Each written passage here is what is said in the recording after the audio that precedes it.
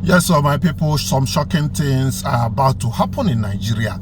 Well, when I tell you guys that US, they don't rush things. They do things gradually to avoid unnecessary mistakes. Yes, they are known to be like that. So as it is now, US is to sanction these Fulani headers, attackers, all these bandits. They are going to sanction them to become terrorist organizations in Nigeria. This is exactly what Nnamdi Kanu has been saying in this country. Everything Nnamdi Kanu has said is what is happening, and it seems like that is what US is about doing, because anything that is straight, truth is straightforward.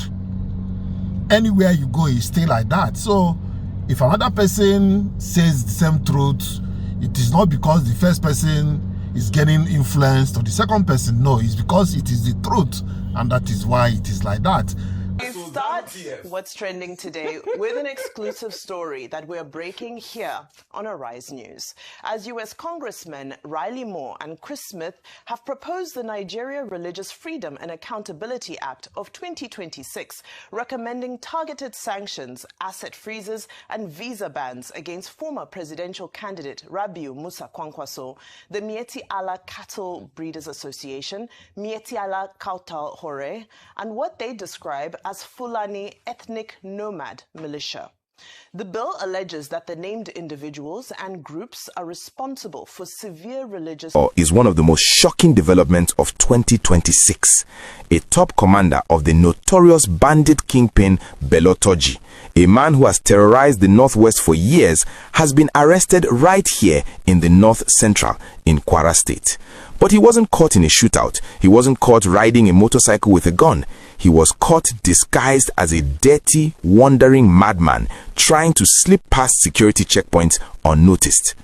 Today, Wednesday, February 11, 2026, we are breaking down the incredible story of how the Nigerian police and intelligence operatives on... I must bring on a story. Did you know that the US don't set aside a bill where they will punish people who say they support or encourage terrorism, especially as it gets to do with Christian genocide for Nigeria? And while we're still talking about that, did you also know that the US has sent about 200 people into Nigeria? 200 military people, 200 troop of 200 people into Nigeria.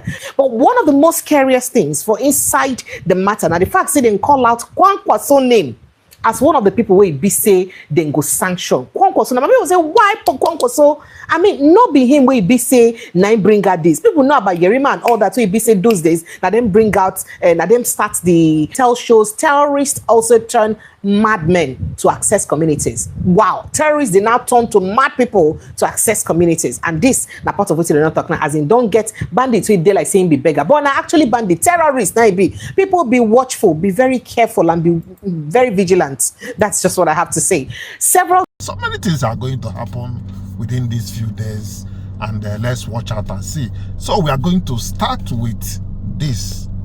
Trending today with an exclusive story that we're breaking here on Arise News. As U.S. Congressmen Riley Moore and Chris Smith have proposed the Nigeria Religious Freedom and Accountability Act of 2026, recommending targeted sanctions, asset freezes, and visa bans against former presidential candidate Rabiu Musa Kwankwaso, the Mieti Allah Cattle Breeders Association, Mieti Allah Kautal Hore, and what they describe as Fulani ethnic nomad militia. The bill alleges that the named individuals and groups are responsible for severe religious freedom violations. Shared by Moore on X earlier today, the document outlines statistics and historical accounts of attacks on Christians and on Muslims who advocate religious tolerance. It cites a lack of prosecutions or convictions of jihadist actors, characterizes this as a failure of the Nigerian government, and calls for coordinated support from France, the UK, and Hungary. The report also urges investigation into cases where non-Muslims are allegedly subjected to Sharia or blasphemy laws, and makes reference to victims including Rhoda Jatau and Deborah Yakubu. Now let's take a look at some tweets coming from the United States X space. Sean Nelson said the powerhouse team of Rep. Chris Smith and Rep. Riley Moore today introduced a new bill on religious freedom in Nigeria, increasing accountability measures, including recommendations for sanctions against Fulani militia and former Kano State Governor Kwankwaso, who introduced Sharia criminal law there. Nakabulu responded and said, well, how much were you paid to target and tarnish Kwankwaso's image?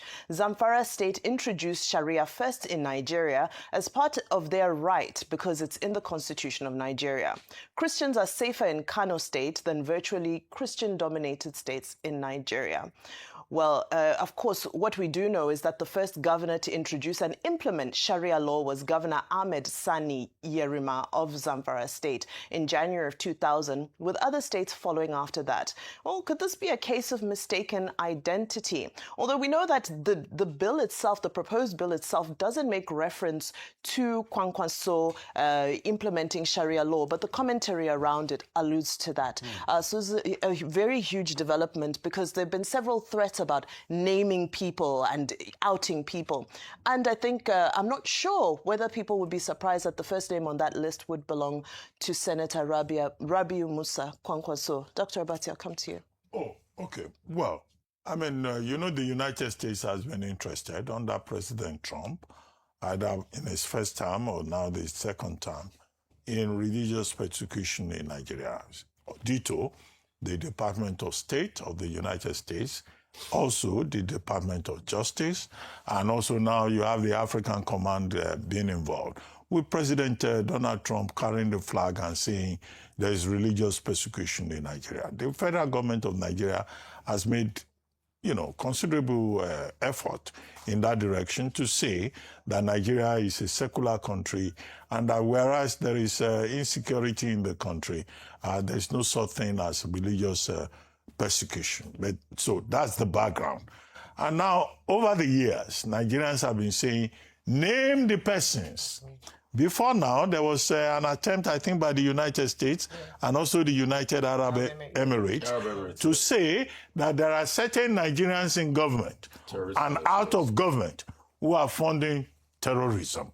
I think also under the Jonathan administration, there was some debate about the admittance at a senior level that, in fact, there were saboteurs inside the government.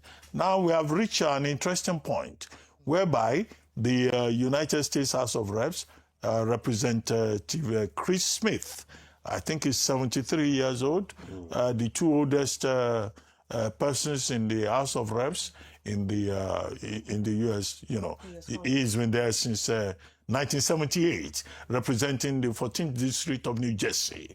And then you have Congressman Riley Moore, also now, proposing a bill, and they are now saying that, one, the United States Congress should declare the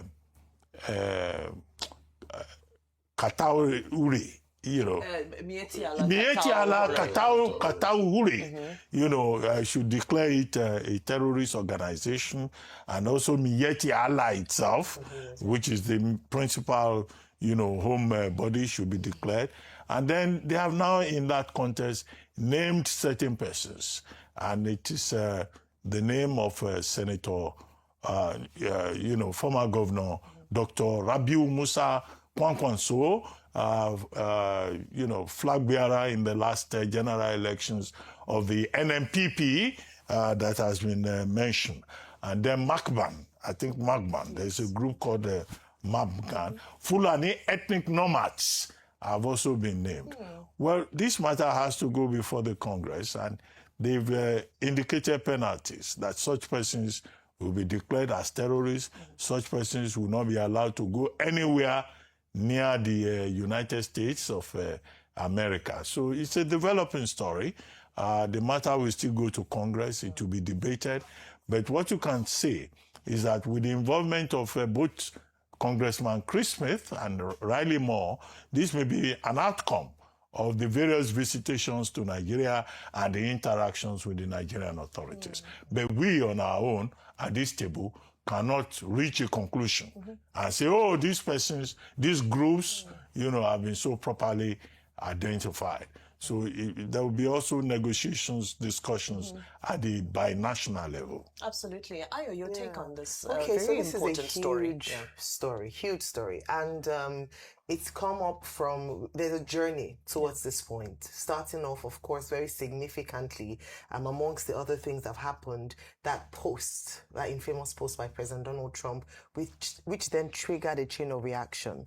Obviously, from the Nigerian end, efforts that have been made to convince the U.S. government that there's no Christian genocide happening has not seemed to yield much fruit, because the conclusion of this bill is that there is Christian genocide happening. In fact, before we talk about the main thrust of the story, which is the naming of some of the people they've identified to institute the Magnitsky Agreement Act, which includes asset freezing. It's not just visa bans, it's also asset freezing, and also this would have an implication for them beyond the United States of America. In fact, in this bill, some of their partners are mentioned, the United Kingdom, as well as others are mentioned, and they might, UK, France, Hungary. some of them might also decide to take on the same action. But I think beyond that is how detailed the report's about. 12-page bill.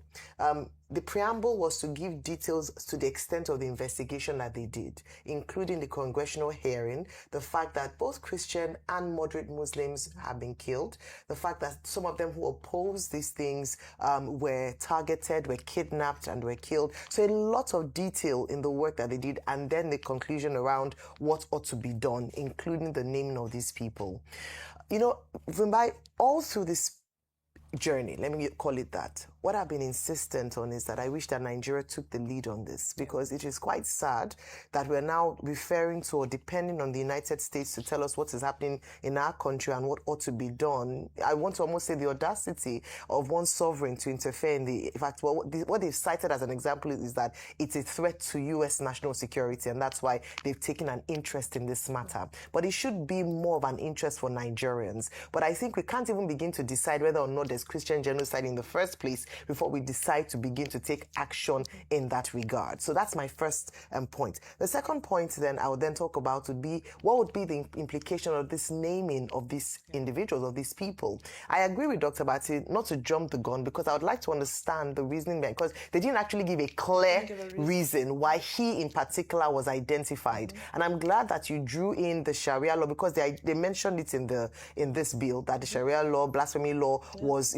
part of the discrimination against Christians and some people living in this area. So a few things around there. There are nuances, there are contexts that were not contained in this particular bill. But most importantly, what I'm calling for the Nigerian government at this point, can we take a lead on this? If there are indeed people who are killed because of their faith, can we do something about it? Can our senators, and this is where we call the National Assembly, can they do something about it? Their counterparts in the US have gone ahead to present their own report and made recommendations, and a bill has been passed. Can we do something about it back home? And finally, I'll rest on this point that, most importantly, can we now, they've accused, one of the charges brought against Malami is the fact that he didn't do anything about the list that was brought before him, and making that renewed call, that can we also identify the terrorist financiers or supporters or backers in Nigeria and do something about it? Exactly. That's what I would say. And it's sparking another conversation that we had in the beginning, which is that, is the Nigerian government collaborating with the United States as equals, or are we cooperating, meaning there's some form of coercion happening for us to sort of, agree to the terms that are being set out? Because it does seem like the United States is taking the lead. And the Pentagon, in a related development, the Pentagon is sending about 200 troops to Nigeria in the coming weeks to help train its military to fight Islamist militants. This is weeks after President Trump criticized the country for failing to shield Christians from terrorist attacks. Now, this is according to a U.S. official who spoke on Tuesday. The troops will augment the small team of U.S. forces. You remember we'd spoken about the small team who have been in the West African nation for weeks, assisting local soldiers with identifying potential terrorist targets for strikes using American and Nigerian intelligence. This is what the official said, who spoke on the condition of anonymity and was discussing operational matters. The new troops, who whose impending deployment was reported by the Wall Street Journal will be assigned to locations across the country to provide troop training and technical expertise. The U.S. troops, it is reiterated, will not be involved in combat operations. This is according to the official who spoke on this matter. An exclusive that was released by Wall Street Journal, of course, has now been widely circulated. But, you know, Rufai, just to put these issues together, now we're seeing names, there are lists. Some people are arguing that, oh, why are we nitpicking this one name on the list when there's several governors? If it's about Sharia law, there's several governors who implemented it. If that's the context, what is the context? Give us the detail and give us your evidence as well. A lot of things have gone awry in Nigeria, you know, and we remember the conversations around when the conversations around Sharia law sprung up, you know, in the early 2000s. And we knew there were going to be a lot of blowbacks, and we're beginning to see the blowbacks now today. So it's not today that we've been talking about this. For what it's worth, those that say, oh yeah, there should be Sharia law in parts of this country, if we also now make the argument that can we also have canon laws in some parts of the country, they will say no, straight away. So we should be careful. Ayo, you asked a very fundamental question. Why can't Nigeria take the lead on it? Because the Nigerian state cannot handle the complicity in this matter. Pure and simple. There's complicity. President Jonathan said it. Dr. Bati, no lie. President Jonathan said it this time about complicity in the fight against insecurity. This government has also said it. To a large extent, we've not been able to handle the complicity. Till today, we've not answered questions around, number one, Vimbai, who ordered the military to leave 30 minutes before the KB girls were picked up. Look at the case in Kwara. We talked about complicity. When they forwarded the report that these criminals are coming to the security authorities, who informed the criminals that made them get angry and come quickly? Complicity. Secondly, it's because of that complicity too, that after the UAE released that list of terrorist financiers, the government can't go after them. So if you have a case of complicity, America will come and write your narrative for you. That's what's happening. It's not that we can't solve the problem of insecurity, but we are not bold enough to solve the problem of complicity. I mean, this was the same country that fought Mitasani in the 80s. So we are not bold enough to fight the complicity that has gone into every single architecture. That's why Americans are taking the lead. And you can never be equals with America. Vimbai, American defense budget is over 800 billion. That's 4 times our national GDP. Well, I believe that reactions will continue to come in and this conversation will move forward as this is a huge development with regards to our insecurity issues and relations with the United States. And honestly speaking, the way the US will plan this thing, do you know that they send more troops to Nigeria? Say they send about 200 troops again. So all these things is to ensure that all the Nigerian borders are well guarded. I'm not saying that they are guarded Nigerian borders, so don't get me wrong, but they want to ensure that, you know, people don't run away. In fact, if you like, you run, but anywhere you run to, so far that they are in Nigeria, if they want to get you, they will still get you. So forget about that, running away. Having said that, let's watch this also so that you hear from others. I must bring on editorial. Did you know that the US don't set aside a bill where they will use punish people who be say they support or encourage terrorism, especially as it gets to do with Christian genocide for Nigeria? And while we're still talking about that, did you also know that the US has sent about 200 people into Nigeria, 200 military people, 200 troop of 200 people into Nigeria to help, according to them, to help our Nigerian government to our Nigerian military to fight terrorism. That is to teach them how they go fight terrorism. And people are saying that, is it just about teaching them how to fight terrorism, or there is more to this? But one of the most scariest things for inside the matter, now the fact say they call out Kwankwaso name as one of the people where be say they go sanction Kwankwaso. Now people say, why Kwankwaso? I mean, not be him where be say nine bring out this. People know about Yerima and all that, so he be say those days now them bring out now them start the Christian genocide. Sorry, God forbid, please, I take it back. Now them start the Sharia law for their states, right? So why if say people will come, they look and they talk, say, oh, Kwankwaso, waiting Kwankwaso name they do for inside that divide. That's exactly what people are saying. Waiting Kwankwaso name get to do with waiting they happen. Well, I they come and I go cool down, read on the document. So you're 9 make a day here this evening. But before then, I go like read you through some hot matter then we be say the shell for inside Nigeria, and then we will go through that list where be say US government bring out for inside the new law within the use capture. The new law within the right, so they won't use capture waiting get to do with genocide for inside Nigeria. Okay, because Riley Moore posted it and said, today I'm proud to introduce the Nigeria Religious Freedom and Accountability Act of 2026 with Rep. Chris Smith. If you remember Rep. Chris Smith, now that person will be say they talk. We talk, say, Madam, our First Lady, Remi Tinubu, come to US to use lie about the Christian genocide or try to call the Christian genocide propaganda. That particular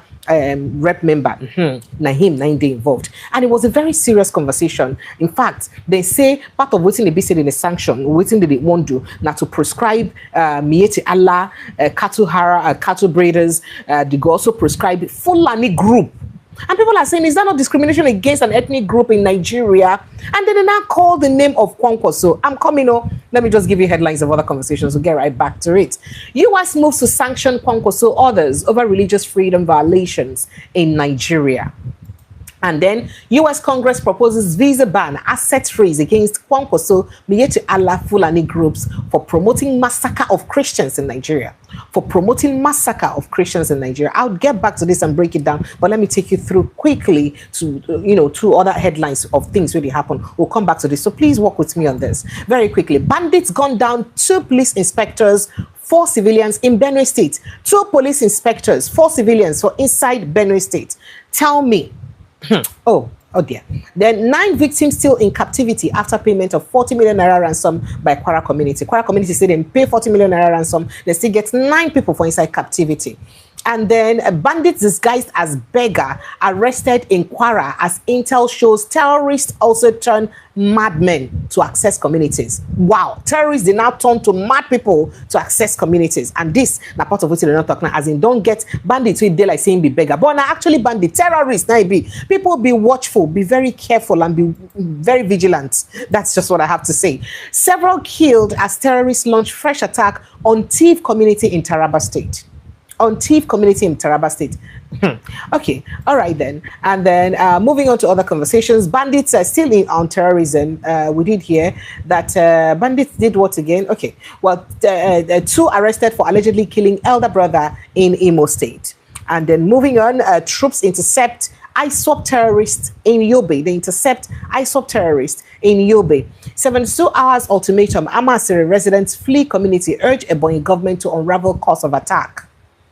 That Amasiri people did suffer well on that their matter longer. Suppose get person who will follow me put matter inside that talk. Maybe on Saturday I'll get someone to join me on it. Terrorists in military uniform kidnapped 15 passengers in Benue State. Terrorists who were 15 military uniform kidnapped 15 passengers for inside Benue State. But let's get straight down to the conversation around people who sponsor terrorism for Nigeria and waiting the US now won't do them. So, I mean, US Congressman Riley Moore started by sharing a tweet by, I think, let's see whose tweet he shared earlier. Okay. Yeah, he said the fraud that's been uncovered. Okay, so let's see that tweet he shared very quickly. Okay, yeah, he shared a tweet by a U.S. journalist, Colin Roog, and where Colin Roog said the U.S. is sending 200 troops to Nigeria to train its military to fight Islamist militants, according to the Wall Street Journal. Now, during an appearance on Fox News, Riley Moore says sources on the ground told him that the situation in Nigeria is a bloodbath. Say the situation for Nigeria is a bloodbath. Now, as many as 300 have been killed, though throughout the region of Nigeria, we've had this priest who has been kidnapped as well with 10 of his parishioners. Remember the one that was kidnapped in Kaduna, and I told you Southern Kaduna? Yeah. He said, I will point out a lot of these were Muslims. Actually, sorry, he said, I will point out a lot of those were Muslims, actually, that were refusing to submit to Sharia law. They were killed. Now, but amongst those who were also Christians, and they were burned inside a church, they set it on fire. So this is he talking about the Kwara State incident. Now, it maintains, saying not be just 160 people, 9 died, as they look, I'm saying that 160 people, 9 died, that there were actually more than 160 people. And frankly speaking, the people that died were actually up to 300 people, according to the explanation we'll be saying. They get about 300 people died, and that even though most of them, or a majority of them, were also Muslims, however, the Christians also died, and that Christians were burnt in their church when they died. Make we listen to what's in the talk for Fox Television. Have described what's happening in the Middle Belt and the north of Nigeria right now in the last 10 days as a bloodbath. Potentially as many as 300 have been killed throughout that region of Nigeria. We've had this priest who has been kidnapped as well with 10 of his parishioners. 3 of them were killed in one of the states of Nigeria, where we had about 150 people killed. And I will point out, a lot of those were Muslims, actually, that were refusing to submit to Sharia law and were trying to follow the Constitution of Nigeria. They were killed, but amongst those were also Christians, and they were burned inside of a church. They set it on fire. So it's just wanton death and murder and destruction that continues. But working with the administration, we are making steps in the right direction to address this persecution. The president is very singularly focused on addressing this. We now have special forces in Nigeria in a non-combative manner. They're there assisting the Nigerians. We have just signed a security cooperation roadmap with the Nigerian government and their military to continue to work on this. And we have also conditioned their security assistance in the last state foreign operations bill and appropriations that was just signed into law by President Trump. Yeah, this is a lot of movement. You were talking about that one area, and residents told Reuters the attackers that hit their village were jihadists. In fact, these Islamic radical jihadists are what are being pointed to. You and I have talked about them before. They had been preaching inside their village, urging the locals to abandon Nigeria's state and their religion, Christianity, and adopt Sharia rule. When the villagers refused, the militants opened fire on them. So you're right, it's not just the people who are already Christians, it's those who might be open to helping Christians at this point. And I know that Nigeria's president, Tinubu, has said that they've deployed an army battalion to some of these areas. Are we making enough difference to where he's going to take some real action now?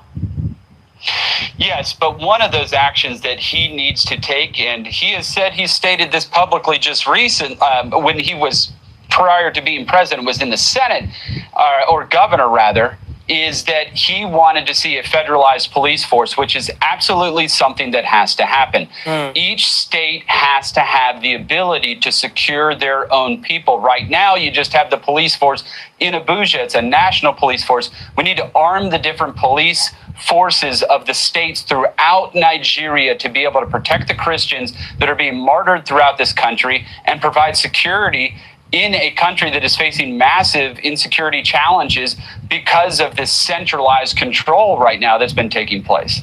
Well, look, Congressman Moore, I know you've been... All right, so you hear exactly what's in Congress Riley Moore talk. That he's him, they even encourage us on state policing, basically. Say because people need to locally protect their own people, because you need to properly equip the states to state police to be able to protect their own people. Now, they even encourage us and advise us on waiting to do, because the centralized policing system or the centralized security system, no, they enough to fit police our people. And you heard exactly what he said, that the troops are already here, that their troops are here to train our people on how to combat these people. But the last time when we heard about troops being on ground, when the AFCOM commander talks, say troops there on ground, Nigerian military debunk them, saying a lie. Say that is not true. Then no, they are aware of any truth. Just somebody also did say, remind us that, I mean, not be the same military, they tell us say, could be no happen. You know, they're surprised if, you know, they can't come out now, they tell us say something like this, they happen. Because why not actually tell Nigerians the truth? Let Nigerians, you know, prepare their mind for whatever it is that is happening. But whatever it is anyway, you don't hear them from the US congressman say American troops actually there on ground for Nigeria right now to teach our military on how to combat the extremist Islamic militia groups. That's now waiting at the top. Now let me go straight to this conversation around how they will sanction people who be involved for the sponsorship or sponsoring terrorism for inside Nigeria. Now the US Congress has proposed a visa ban and an asset freeze against former Kano governor Rabiu Musa Kwankwaso. I should say go shock you waiting Kwankwaso name they do here. Members of the Miyetti Alakatu Breeders Association of Nigeria, Miyetti Alakatu Hure, and the Fulani groups generally among a slew of sanctions meant to pressure the Nigerian government into ending the alleged persecution of Christians. Now, the Congress identified Mr. Kwankwaso and Miyetti Allah groups as the unrepentant violators masterminding attacks on the Christian faithful in northern Nigeria in the bill submitted on Tuesday. Chris Smith, chair of the House Foreign Affairs Africa Subcommittee, and Riley Moore submitted a proposed bill. The Nigerian Religious Freedom and Accountability Act of 2026, as I said earlier, we Riley Moore talk now to the U.S. House of Representatives on Tuesday, suggesting sanctions to keep President Bola Tinubu's government on its toes. Now, the bill is aimed at mounting pressure on Tinubu's administration to curtail the targeted killings of Christians, which Mr. Trump has repeatedly called a genocide. Now, the Department of State and the Department of Treasury should impose targeted sanctions, including visa bans and asset freezes under the Global Magnitsky Human Rights Accountability Act on individuals and entities responsible for severe religious violations, stated the bill proposed by the Republican representative, Mrs. Smith and Moore. Now, the bill named violators such as the Fulani ethnic nomad militia, now them the name they say, Fulani ethnic nomad militia, Rabiu Musa Kwankwaso, former Kano governor, Miyetti Alakatu Breeders Association of Nigeria, Miyetti Alakatu Hura, to the state department.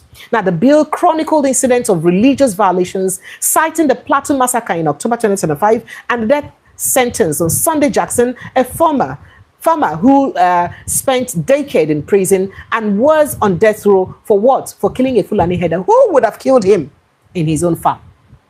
This is not part of what's in their site. They talk a lot of things. So they tell, say, the activities of the Fulani militias to determine whether the U.S. should consider them a foreign terrorist organization.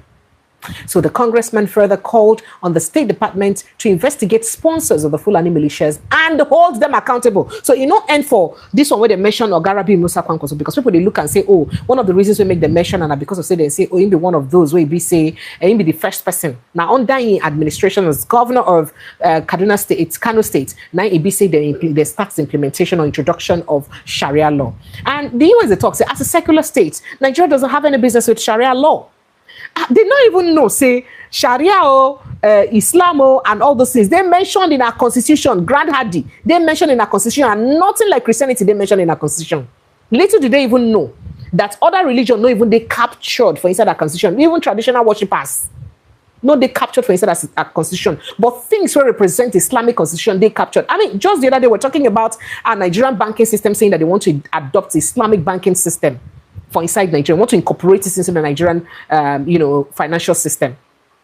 So it'd be like, say, more and more efforts they aimed at, giving a particular religion an edge in our country. That now what's in the BC did they look at?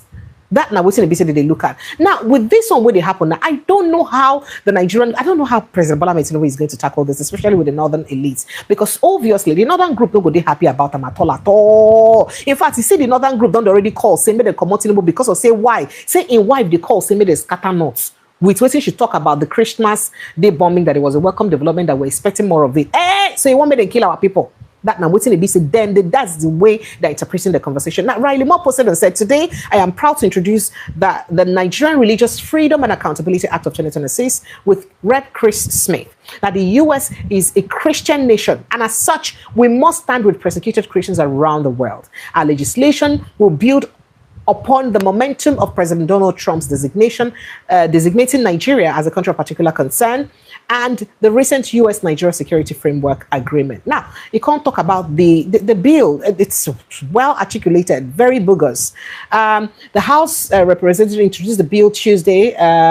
In fact, make a look at some of the documents where the bill carry inside. In the House of Representatives, the bill, act may be cited as a Nigerian Religious Freedom and Accountability Act of 2026. Congress finds the following. One, they say systematic religious persecution has persisted in Nigeria, persisted since at least 2009, including mass murder, kidnapping, rape, village destruction, overtaking of villages, and enforced displacement of persons perpetrated by Boko Haram, the Islamic State of West African Province, Fulani militant groups, and other extreme organizations. See, now, waiting they don't do this.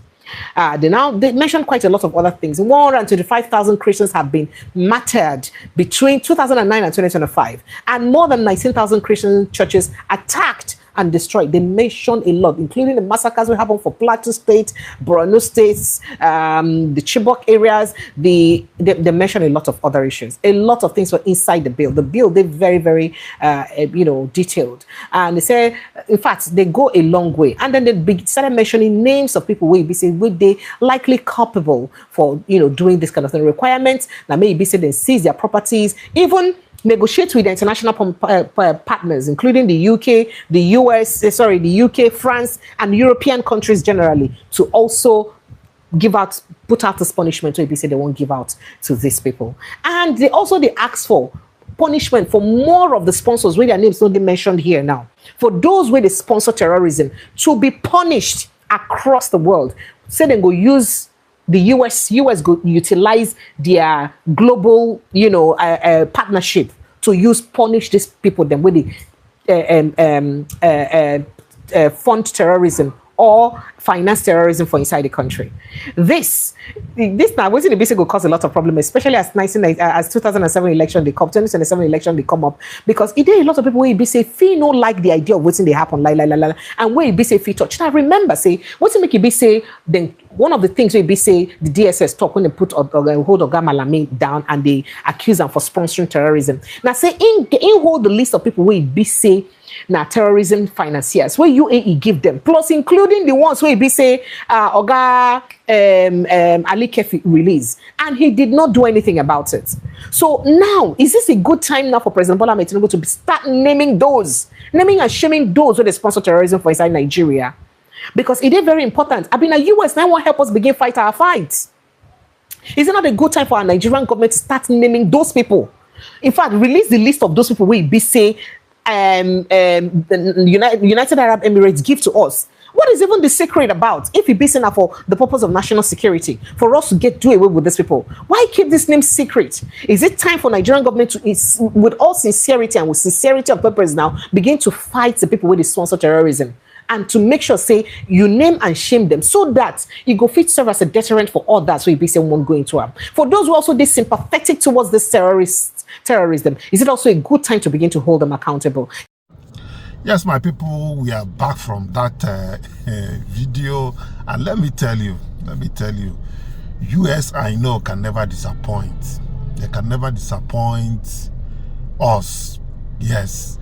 Because why I'm saying this thing is that some people are saying that the US, they have interest. Yes, let them have interest, but let people live in peace. That peace is vital more than any other person's interest. That is the point. And the way it is, the way they plan to do this thing, Christians are going to be free. The way they plan it might even surprise us. They might even use the option of dividing Nigeria, or like somebody said, the North will be the ones that will pronounce, let's divide Nigeria. The way that they will do it. However, let's watch this. We used to think they were invincible in the forests of Zamfara. We used to watch their videos on TikTok where they flaunted RPGs and cash, daring the Nigerian army to come and get them. But today, the story has changed. The hunter has become the hunted, and the lions of the forest are now running like rats. The headline you saw is one of the most shocking developments of 2026. a top commander of the notorious bandit kingpin Belotoji, a man who has terrorized the Northwest for years, has been arrested right here in the North Central in Kwara State. But he wasn't caught in a shootout. He wasn't caught riding a motorcycle with a gun. He was caught disguised as a dirty, wandering madman trying to slip past security checkpoints unnoticed. Today, Wednesday, February 11, 2026, we are breaking down the incredible story of how the Nigerian police and intelligence operatives unmasked a killer hiding in plain sight. For weeks, we have been hearing reports that the military offensive in Zamfara and Sokoto, led by the fierce Operation Fansan Yama, has been too hot for the bandits to handle. Major General Wara Idris told us just last month that Toji was in panic mode. We thought it was just military talk, but this arrest in Kayama, Kwara State proves that the bandit empire is crumbling and its foot soldiers are desperate to escape. Let's go into the details of this dramatic arrest. Residents of the Komen Masalachi axis in Kayama local government area had noticed a strange figure roaming their markets. He looked like a mentally unstable person, wearing torn, filthy clothes, muttering to himself, and carrying a sack of rubbish. In a normal situation, nobody would look twice, but these are not normal times. The local vigilantes and intelligence officers who are on high alert because of the recent influx of suspicious persons into Kwara decided to watch him. They noticed something was off. His madness seemed too calculated. He was observing security movements. He was making signals. When the operatives finally swooped in and interrogated him, the madness disappeared instantly. Underneath the rags and the act was a man identified by security sources as a key logistics supplier and strike commander for Belotoji's camp. This is a man who is alleged to have participated in the massacre of villagers in Maradun. This is a man whose face has been seen in those propaganda videos standing right next to Toji himself. And here he was, hundreds of kilometers away in Kwara State, trying to blend in as a beggar. This arrest confirms a terrifying reality. The bandits are migrating. As the airstrikes rain down on the Rugu and Sububu forest in the northwest, these criminals are moving south. They are trying to turn Kwara, Kogi, and Niger states into their new safe havens. They are shaving their heads, changing their clothes, and even pretending to be lunatics just to survive. It is a sign of weakness, yes, but it is also a sign of a new, creeping danger for the people of the North Central. I have to pause here and ask you, the viewer, because this is a tactic we haven't seen before. Do you think there are more of these madmen spies hiding in our cities right now? Should the police start rounding up every suspicious person on the street, or will that infringe on the rights of the truly mentally ill? I really want to read your opinion in the comment section below. And please, if you want to stay ahead of these criminal tactics and keep your family safe, do me a massive favor and click that like button right now. It helps us spread this security alert to millions of Nigerians. And if you are new here, hit the subscribe button and turn on the notification bell so you don't miss the next update. Welcome back. Now, let's connect this to the bigger picture involving Toji himself.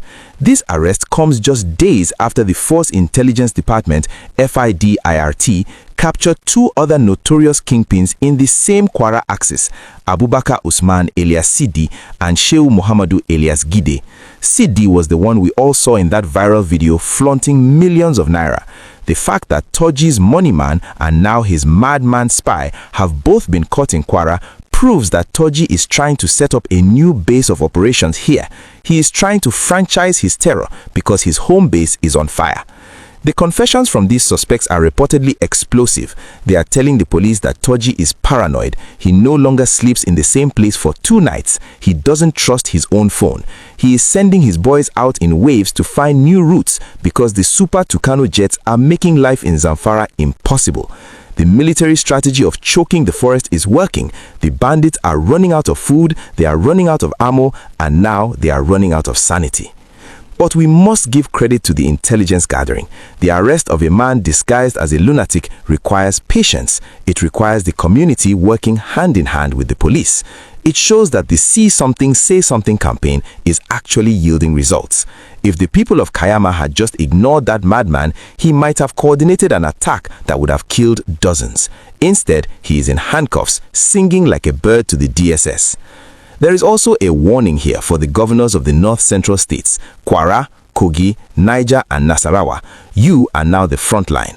The enemy is no longer just in the far north. They are at your doorstep and they are wearing disguises. The governor of Kwara State has already ordered the closure of some institutions due to security threats, and this arrest justifies that decision. The state is under siege by infiltrators. As we wait to see if this arrested madman will lead the military to Toji's secret hideout, one thing is clear. The days of the bandits acting with impunity are over. They are being forced to humiliate themselves, to dress in rags, and to hide in gutters just to breathe. It is a long way from the days when they posed for cameras with golden guns. Yes, my people, God has remembered Nigerians finally. Yes. It's very unfortunate. Some people might have lost their life, but I pray that wherever they are, as a good people that lost their life while living their normal life in Nigeria, God will, repose their soul in peace. Well, we have come to an end of this video, and I am still Chinedu, but until I call you away next time, I say bye for now.